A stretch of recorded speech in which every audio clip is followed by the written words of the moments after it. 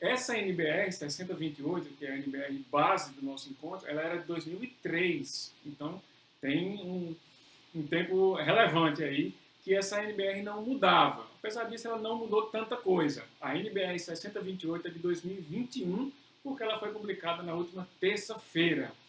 Exatamente. Então, eu tive que fazer a atualização da terça-feira para cá, para esse curso ficar no formato da NBR 6028. Obviamente, vocês já sairão daqui também atualizados em razão à mais recente norma da ABNT voltada para trabalhos acadêmicos. Nós vamos tratar os aspectos específicos que essa norma traz. Ah, mas vai ser só a norma da ABNT? Não, eu vou trazer muita coisa prática também para vocês do dia a dia, da vivência acadêmica, e vocês fiquem à vontade, como eu disse, para interagirem, para perguntarem, etc. Primeiro ponto sobre essa norma e para ficar claro na mente de todos vocês. Resumo não se confunde com resenha e não se confunde com recensão, que é a figura nova da NBR 6028-2001. Então, antes nós tínhamos resenha, que era considerada sinônimo de um resumo crítico, e tínhamos o resumo indicativo e o resumo informativo. Agora nós aumentamos o grupo e tenho 4 grandes espécies, 4 grandes tipos de trabalhos que estão previstos nessa norma. O que é cada um deles? Acho que nós vamos tratar especificamente nesse momento. Começando pela resenha. O que é uma resenha? A própria norma da ABNT, ela traz uma definição bastante simples. É uma análise de um conteúdo, é uma análise do conteúdo, perdão, de um documento, objeto, fato ou evento. O nosso foco aqui seria a análise de um documento. Para quem está na graduação, por exemplo, se um professor passa um trabalho, faça a resenha do livro tal, faça a resenha do artigo do autor X. Então, você irá analisar aquele documento.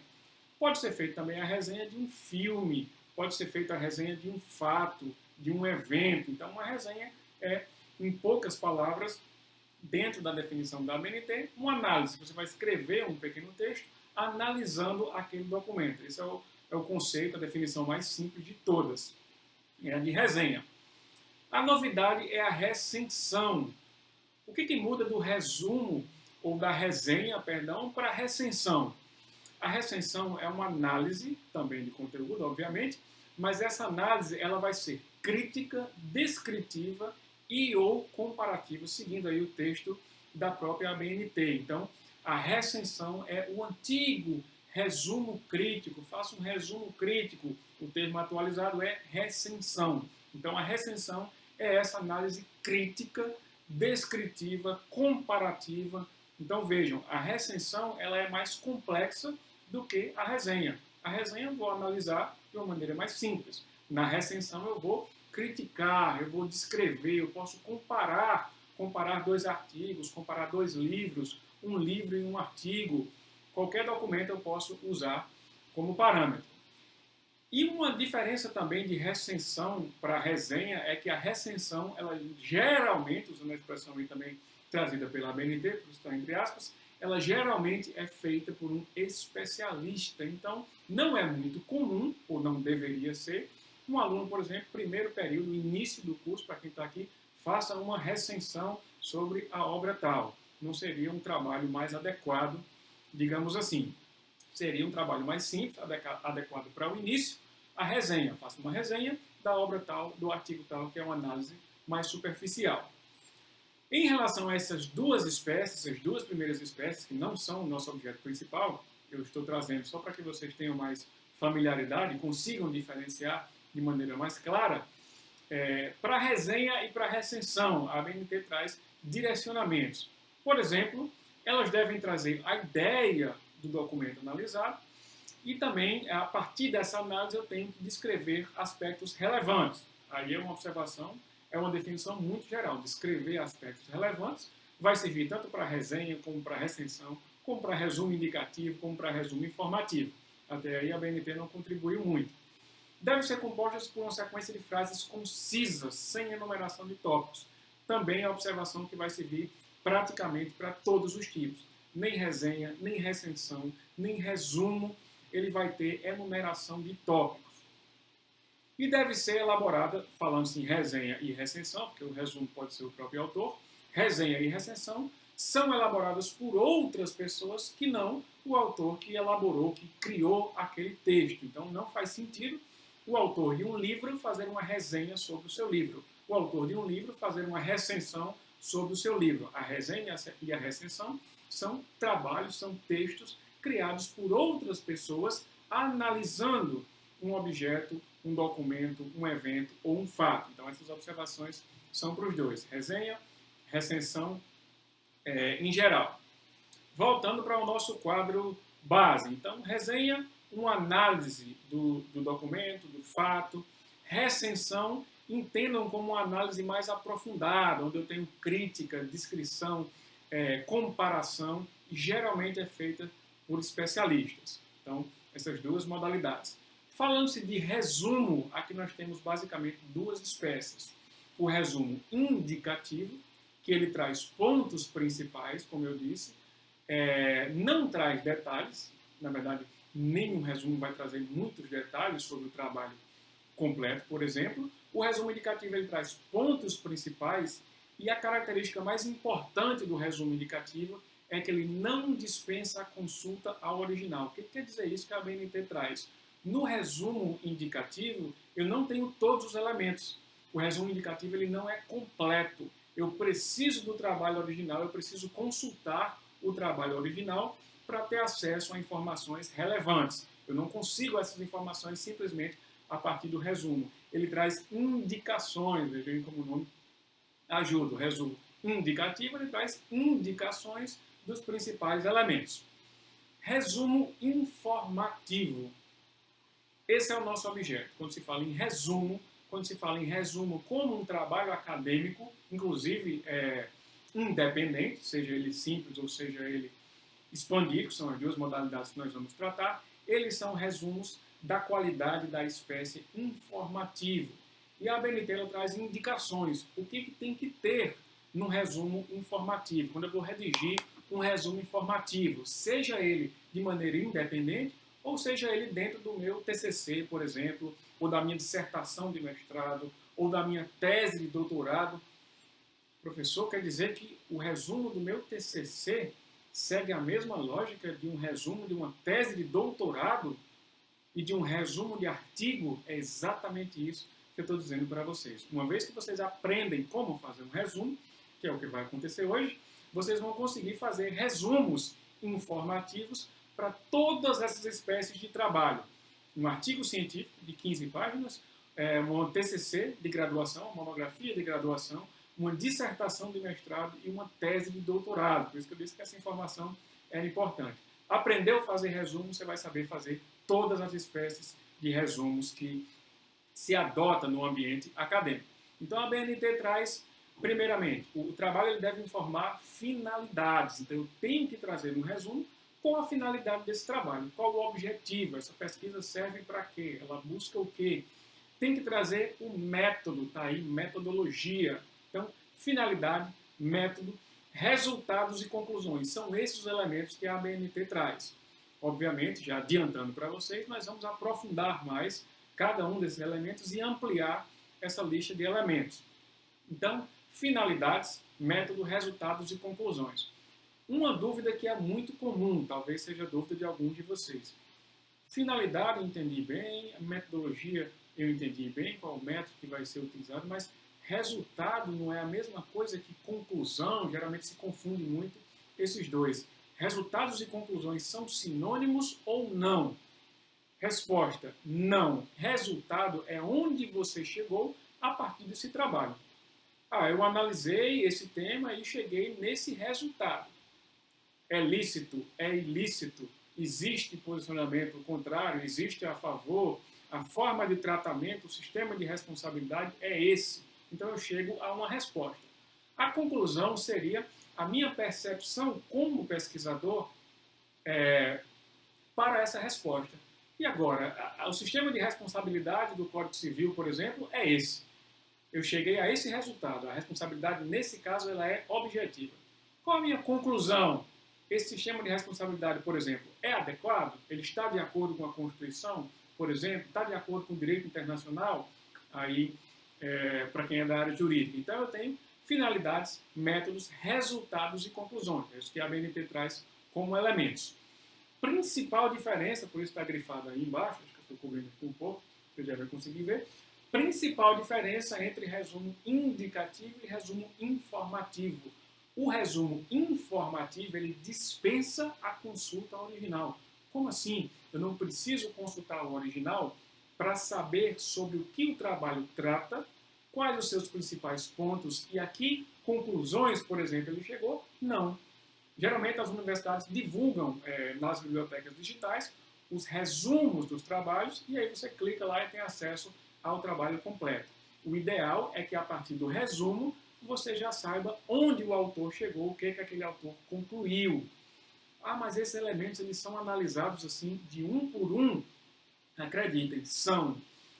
Muitas revistas, para quem quer escrever artigo aqui para publicar em revista, muitas revistas trazem lá como um critério objetivo para o avaliador o trabalho, o autor apresentou a metodologia no resumo e o avaliador só pode dizer sim ou não. E, às vezes, muitas vezes não tem espaço para falar muito sobre isso, tentar ajudar os autores, ele só vai marcar lá sim ou não. Apresentou conclusões no resumo? Sim ou não. Muitas vezes é fechada a pergunta e o avaliador ele só pode dizer sim ou não. Se você não traz o método, não traz conclusão, a resposta vai ser não e você pode ter o seu trabalho reprovado ou recusado a publicação naquele periódico, naquela revista. Quando o trabalho é aberto e se permite ao avaliador fazer observações, geralmente eu, como avaliador, faço esse tipo de comentário. Sugiro, quando o artigo volta para correções, sugiro que os autores insiram o método no resumo, insiram as conclusões no resumo, quando eles não o fazem. Então, são elementos obrigatórios. A BNT traz lá finalidade, método, resultado, conclusão, como elementos obrigatórios para o resumo informativo. O que a norma traz mais sobre resumos? Aqui falando ainda na norma, para a gente passar para a parte mais prática. Deve ressaltar sucintamente o conteúdo do texto. Isso serve para todos, então não ajuda muito, não é uma informação muito relevante. O resumo ressalta sucintamente, a resenha também, a recensão também, então até aí a BNT não nos ajudou muito com o seu texto. A ordem dos elementos não é definida e a extensão depende do tipo. Então, além da quantidade de palavras para resumos, a BNT não traz tantas restrições em termos de ordem ou em termos de extensão para alguns trabalhos. O que ela traz sobre resumo? Ele deve ter frases concisas, então mais um direcionamento de estilo de escrita, não é que você não possa fazer uma frase grande, é um direcionamento aqui. Ele deve ter frases concisas e em parágrafo único. Eu não vou nunca fazer um resumo em tópicos. O erro mais comum que eu vejo na prática é pessoas fazerem um resumo com o primeiro parágrafo destacado ou puxado, como no parágrafo comum. O resumo ele é em parágrafo único. Eu não posso dividir um resumo em parágrafos. Nem o primeiro eu devo puxar. Ele fica retinho lá, justificado, geralmente em espaçamento simples. Então, frases concisas, parágrafo único. Um direcionamento que a BNT traz também, antes ela dizia deve ser, agora você utilizou o termo convém, e aí para quem é da área do direito, existe uma grande diferença entre é obrigatório usar a terceira pessoa ou convém usar a terceira pessoa. Eu sugiro que todos vocês usem praticamente ou principalmente a terceira pessoa do singular ou escrevam da forma impessoal. Mas é possível também usar a terceira pessoa do plural. Nós propomos, mas eu sugiro que vocês não usem, utilizem mais o formato impessoal. Propõe-se, o presente trabalho propõe, tem um objetivo, o método utilizado é esse. A forma impessoal ela é mais formal e é mais comum, principalmente se tratando da área jurídica.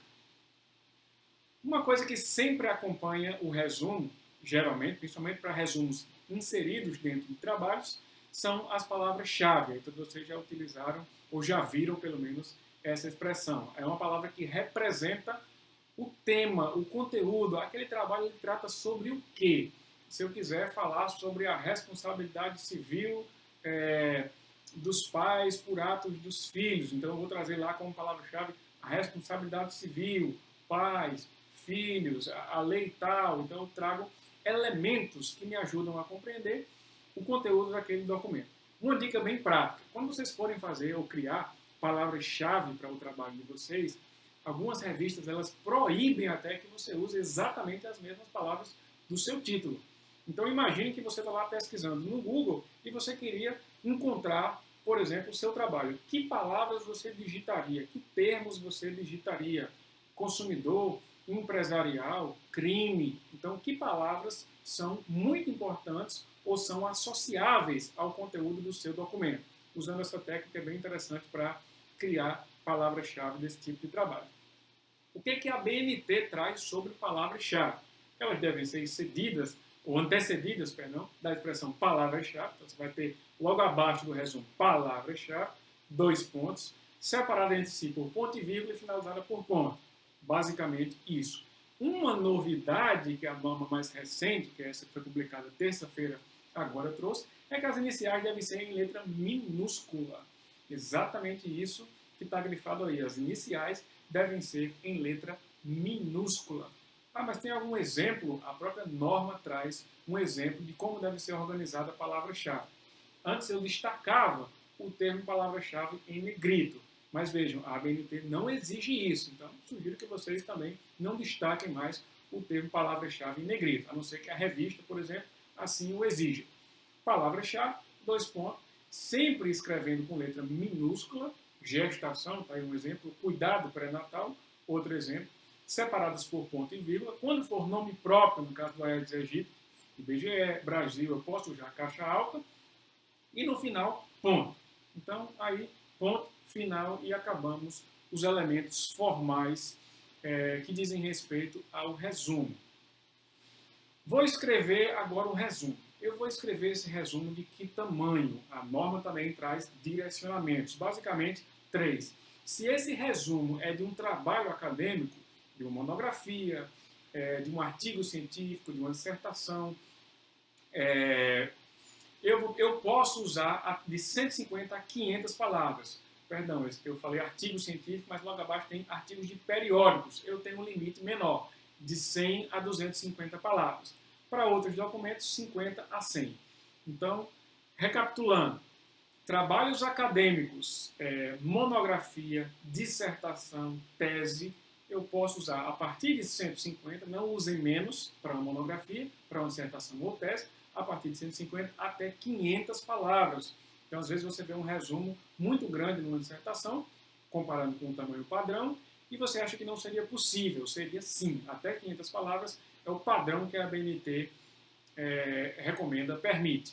Para artigos científicos ou artigos de periódicos, o clássico, o tamanho clássico que a ABNT traz é de 100 a 250 palavras. Professor, eu entrei no site de uma revista e encontrei, a revista disse que só aceitava até 200 palavras. E agora, mas qual certo? 200 ou 250 palavras?